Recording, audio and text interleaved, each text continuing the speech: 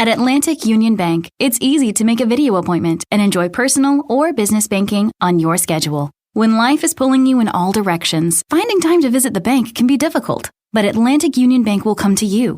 Just go online, schedule a video appointment, and talk to a knowledgeable banker, someone who can answer your questions and even help you switch accounts.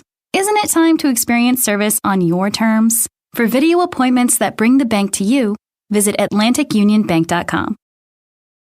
We got another day of NBA action, so it's time for your FanDuel crew to make their bets.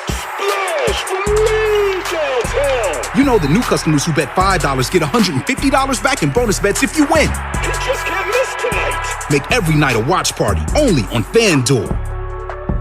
21 plus and present in Virginia. First online real money wager only. $10 first deposit required. Bonus issued is non-withdrawable bonus bets that expires 7 days after receipt. See full terms at FanDuel.com/sportsbook. Gambling problem? Call 1-800-GAMBLER.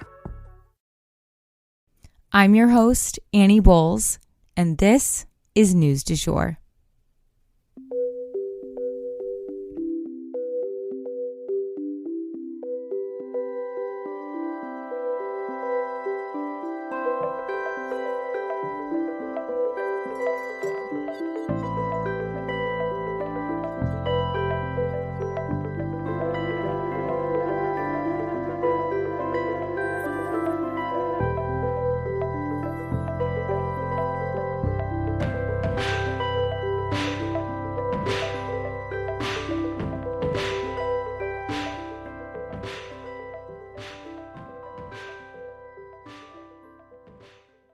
Welcome to News du Jour. You may be wondering, why am I, Annie Bowles, here hosting this podcast? I usually start by telling people I'm a political baby. You see, my parents met working on Capitol Hill. By the time I was 2, I had been in my first political commercial and even got lost crawling around the West Wing. Don't worry, Al Gore found me. My family then moved abroad when I was 9, and I attended an international school in Brussels with kids from all over the world. And it is this type of global perspective that I also bring to our show. I graduated from American University in DC after studying political science and art history, as well as interning on both sides of Capitol Hill. I even interned down the hall from where my parents met. I'm now pursuing a professional certificate in journalism at NYU in conjunction with Rolling Stone magazine. I guess I was always that friend in the group who cared deeply about not just what was going on politically, but also globally. I often kept my own friends informed through high school and into young adulthood, so I guess I've always done a version of this show. I'm genuinely passionate about following the news, and I'm here to break it down for you guys every weekday. We always strive to be a calmer space to get your news. Or, as one listener put it, like getting your news from a well-informed bestie. I'm so glad. So, by now, you have probably heard the world suffered a massive loss in the likes of Alexei Navalny. While the news was announced on Friday, we do not know when or how exactly his death occurred. In fact, his family feels that it may not even be true, as we have not been able to view or receive his body. The reaction to his murder has led to the highest number of arrests in Russia since the war broke out in Ukraine in 2022. And this is all coming at a time when Putin has never been less popular amongst Russians. He took their sons, he took their husbands, he took their fathers, and now he's taken their leader, their one beacon of hope. And really, a hope for further stability in the world at large. So today we are going to honor the passing of this behemoth with a vast majority of our episode. A man who faced down tyranny without blinking. But before we jump into that, I do want to cover one smaller story so that you guys are up to date. So I also shared on our Instagram story, so you guys may have seen this already, but Trump was ordered to pay $350 million. So Donald Trump was sentenced to pay a fine of $350 million in court on Friday in his civil case, as was expected. Although the total amount being paid will actually end up being much higher, closer to like $450 million, due to accruing interest that the judge also imposed on Donald Trump. He also banned Trump from practicing business in the state of New York for 3 years. And that piece was actually somewhat surprising to me, as Letitia James had actually asked for Trump to be permanently banned, and it seemed like the judge was going to go for the maximum punishment. Trump's adult sons were also banned from doing business in the state of New York for 2 years each, and also ordered to pay about $4 million each in fines. The justice in this case said Trump's, quote, complete lack of contrition and remorse borders on pathological, end quote. Trump plans to appeal, but even so, he will have to either put up the funds in total or secure bond within 30 days of this decision, which happened again on Friday. What's more, the Trump organization will continue to be monitored by an outside organization to basically censor for fraud or oversee any transactions that they deem to be suspicious. And that has already been going on, but it's going to be extended as they appeal. We'll definitely keep you guys posted. So I'm definitely considering putting together like a sort of like timeline and breakdown of all of Trump's different cases, because it seems like in my DMs, some of you guys were shocked by this decision. And when we've been talking about it on the podcast, it is not shocking. Like, this judge did not like Trump. It was always pretty clear that he was going to rule, you know, in favor of Letitia James. Like, this was one that was kind of a closed book. So I'm going to try and put that together just so that you guys can understand a little bit further, you know, which case we're talking about, and not get them all confused, because there's a lot going on. I also wanted to let you guys know that tomorrow we are having a bonus episode that is my interview with a Georgetown University student. So I hope you guys will listen to that. She just asked me a bunch of questions that I typically get asked when I'm interviewed, and I thought maybe you guys would be curious to know the answers. Things like, how do I pick which stories to cover, and how I got started doing this work in the first place. So I hope you guys enjoy that episode. Again, it's going live tomorrow morning. But without further ado, we are going to jump into the Alexei Navalny murder and exactly who he was, how he rose to prominence, and how he got to the point where he was threatening Putin so much that Putin needed to have him killed. Let's jump in. Content warning: this story includes murder and graphic details. So our audience size doubled in the wake of the Israel-Hamas war. So I have to assume that there are a number of you out there who do not know the depths of my obsession with Russian community leader Alexei Navalny. I studied Russian history in school, and I've covered elements of Russian history here on this podcast, like the Road of Bones episode, which is a bonus episode, for example. It's still live. You guys can listen to that if you'd like to. It's just further down in our feed.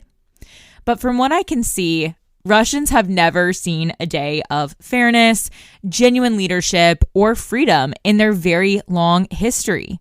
The Russian people have been fearless enough to overthrow several waves of autocracy, from the Tsars, Lenin, Stalin, and, Soviet rule generally, just to name a few. I have been to Russia, bringing home a delicate, deep purple nesting doll after spending days touring, glorious palaces and intricately adorned cathedrals, pointy tips gracefully piercing the clouds. Russians have a beautiful culture, you guys. They have strength beyond belief, and they have always been deserving of a better government than what they've had. And Alexei Navalny knew this. He knew it so much more intimately than I ever could.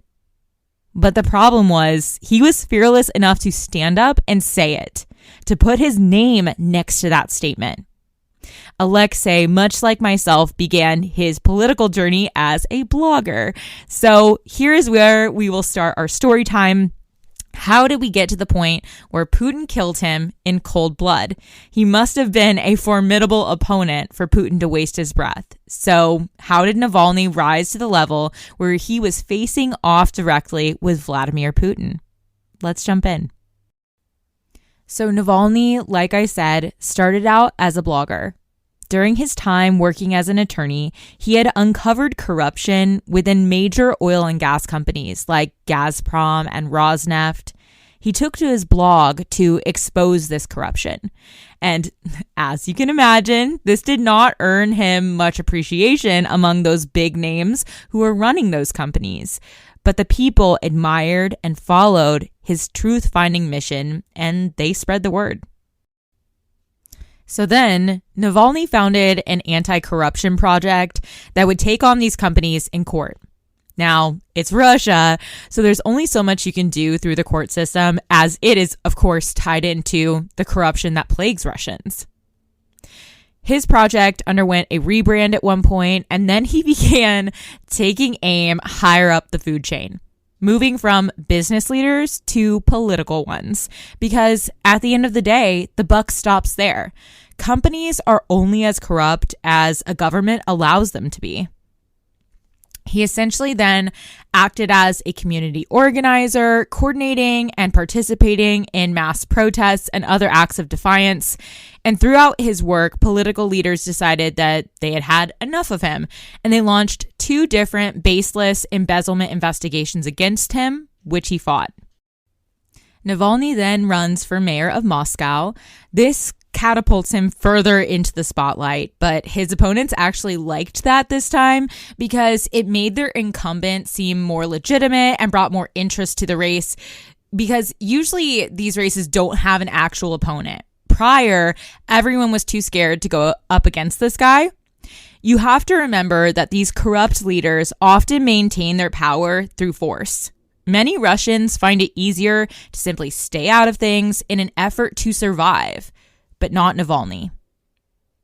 He was then convicted of his embezzlement charges, which, surprise, surprise, Russia has a 99% plus conviction rate. He was sentenced to 5 years in prison, but allowed to stay home during his appeal and continue his political campaign. Again, his opponents liked that he was running. But he loses, as expected. These political races in Russia are not legitimate. Eventually, Navalny appeals his case to the European Court of Human Rights. Meanwhile, he started a YouTube channel that garners tens of millions of views, exposing other corrupt leaders in Russia. He began taking on the highest leaders in the country, including the prime minister. More than 75% of parents agree teens under 16 shouldn't be able to download apps from app stores without parental permission. Instagram wants to work with Congress to pass federal legislation that gets it done. Learn more at instagram.com/parental approval. We got another day of NBA action, so it's time for your FanDuel crew to make their bets. Splash for me downtown. You know the new customers who bet $5 get $150 back in bonus bets if you win. You just can't miss tonight. Make every night a watch party only on FanDuel. 21 plus and present in Virginia. First online real money wager only. $10 first deposit required. Bonus issued is non-withdrawable bonus bets that expires 7 days after receipt. See full terms at FanDuel.com/sportsbook. Gambling problem? Call 1-800-GAMBLER. TaxAct knows you don't look forward to taxes. TaxAct doesn't even look forward to taxes, and TaxAct is a tax software company. It's basically TaxAct's whole thing. If TaxAct did things over, maybe TaxAct would end up teaching kindergarten or leading fly fishing tours. But that's a different story for a different ad. So why don't we just agree that taxes aren't fun, but you still have to do them? TaxAct's filing software can help you do that. TaxAct. Let's get them over with. But then, in 2018, with his mayoral race over, Navalny runs for president against you-know-who, knowing he will not win. But he is making an effort to draw attention to the corruption by showing his fundraising and his popularity up against that of Putin. And this is where things get bad. Putin is not someone you want as an opponent. In 2017, Navalny had a green corrosive substance thrown in his face, damaging his vision in his right eye. But that same year, the European human rights courts tossed out his case, saying that it was manifestly unreasonable, meaning he had literally done nothing wrong. Russian leadership then retaliates by banning him for running for president. But this only served to draw more attention to the cause. Europe began paying even closer attention to the situation in Russia than ever before. protests broke out, and Navalny developed other tactics such as smart voting, quote unquote, which was encouraging his followers to vote for anyone other than Putin's party. And it worked. They actually lost the majority. So by 2020, Navalny was simply too powerful for Putin. Navalny was on a plane when the flight had to make an emergency landing in Berlin, rushing Navalny to the hospital. He had been poisoned and he fell into a coma. The agent used was a Soviet-era namesake, leaving Putin's fingerprints all over this attack. It's like he wanted Navalny to know he had done it. But Navalny made a miraculous recovery, which would not have happened had the pilot not been able to land when he did. This was the biggest turning point in Navalny's life. I guess you could say it was like a fork in the road. There's either run and hide because your literal life has been threatened, or walk right into the lion's den and face it head on. And if you know anything about Navalny, if you've watched his documentary, this wasn't a choice for this man. This was the decision that ultimately led to Navalny's demise. He boarded a plane for Russia. He was not to be scared off. He was not going to hide from his homeland. He was not going to leave his people. So, holding hands with his wife, he flew home. He was arrested at the airport where press, police, and supporters alike were waiting for him. He kissed his wife goodbye, and that was the last time that Navalny walked free. He was taken into custody where he was maltreated from the outset, telling his attorneys that prison leaders were deliberately putting him in cells with sick inmates and using other tactics such as the cold and lack of nutrition to wear him down in ways that would appear less suspicious.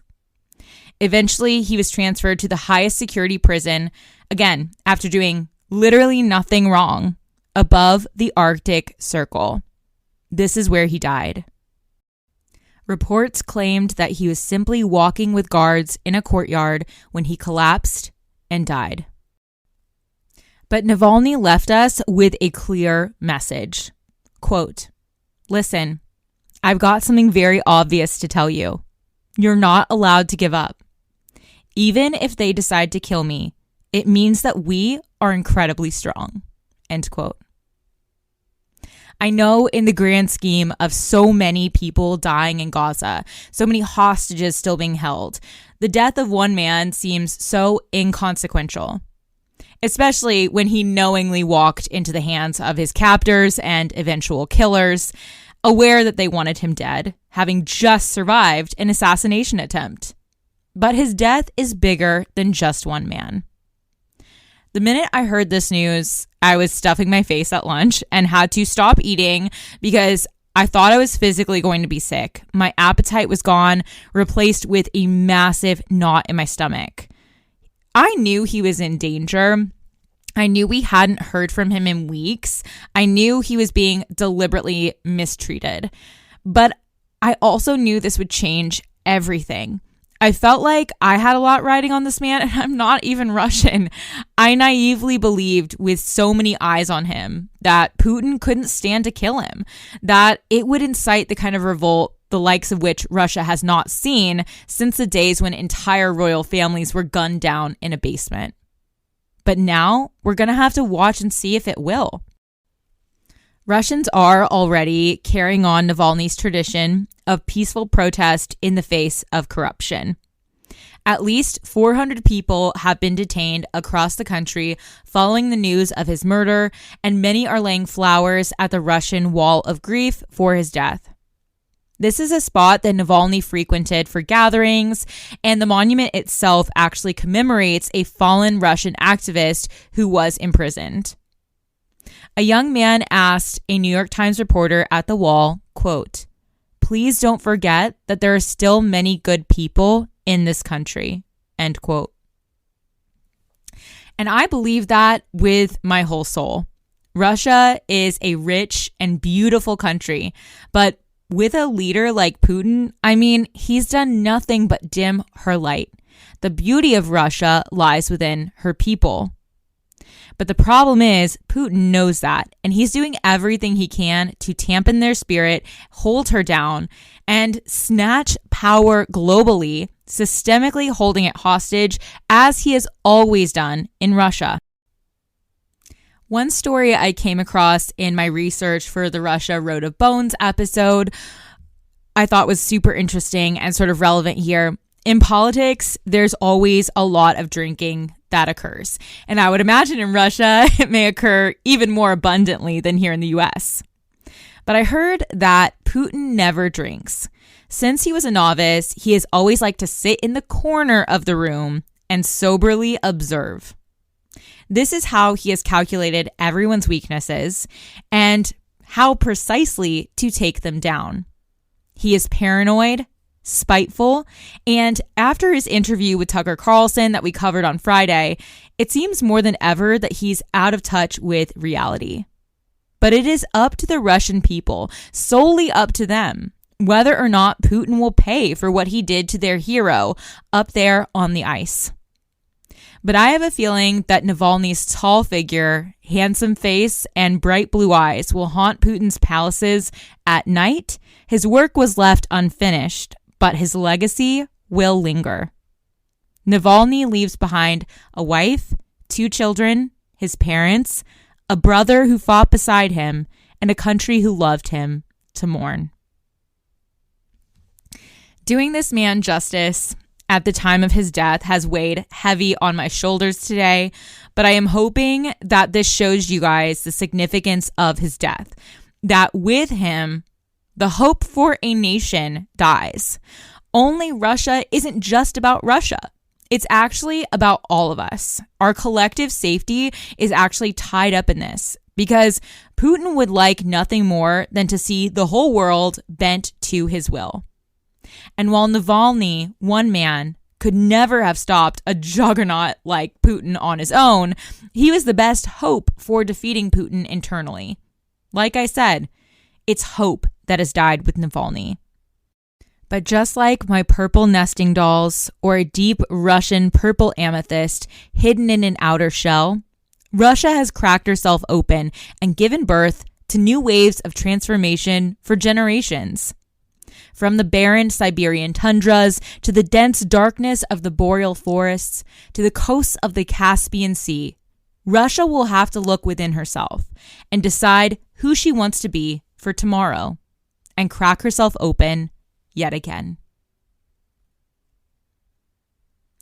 Just as a reminder, American journalist Evan Gershkovich from the Wall Street Journal has been wrongfully jailed in Russia for over 250 days. And that is the news du jour. Today, I wanted to leave you guys with a song.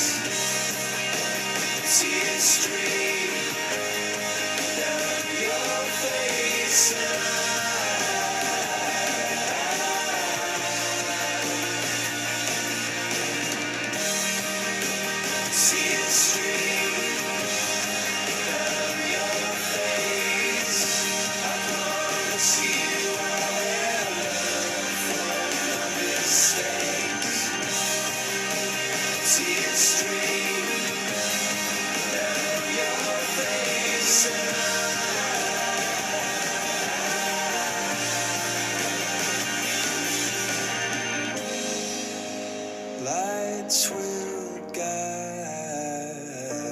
you home and ignite your bones, and I will try to fix you.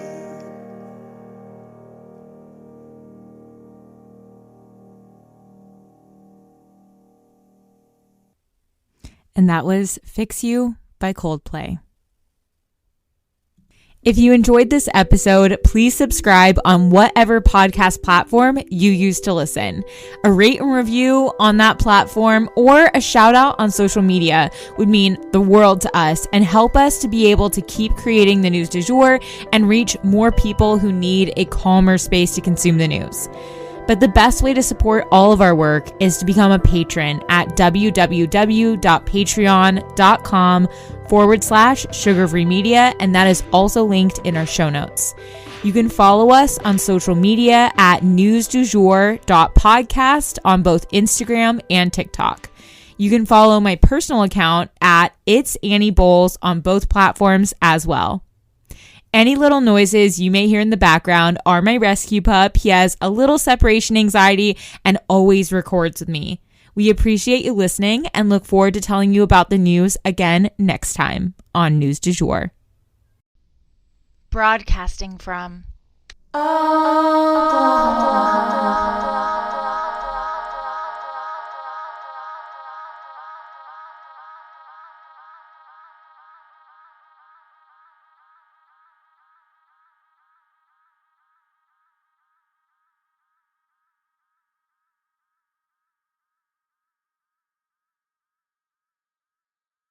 Calling all operatives. From now to March 30th, MGM National Harbor invokes your skills to play Covert Cash, a spy-themed kiosk game series where classified missions, hidden rewards, and daily thrills await. Sign up for MGM Rewards to play and unlock up to $25,000 in hidden free play daily and entries into our Grand Escape car drawing on March 30th. Visit mgmnationalharbor.com/Covert Cash to begin your mission. Must be 21. Please play responsibly. For help, visit mdgamblinghelp.org or call 1-800-GAMBLER. TaxAct knows you don't look forward to taxes. TaxAct doesn't even look forward to taxes, and TaxAct is a tax software company. It's basically TaxAct's whole thing. If TaxAct did things over, maybe TaxAct would end up teaching kindergarten or leading fly fishing tours. But that's a different story for a different ad. So why don't we just agree that taxes aren't fun, but you still have to do them? TaxAct's filing software can help you do that. TaxAct. Let's get them over with. Hey friends, are you struggling to attract and retain top talent? If you're worried about recruiting and retention, consider Insperity, a leading HR provider. They'll help you improve hiring and compensation practices so you can spend more time growing your business and less time on HR. Visit Insperity.com and download their free ebook on how to build your dream team. Don't let a lack of talent hinder your success. See how Insperity provides HR that makes a difference at Insperity.com.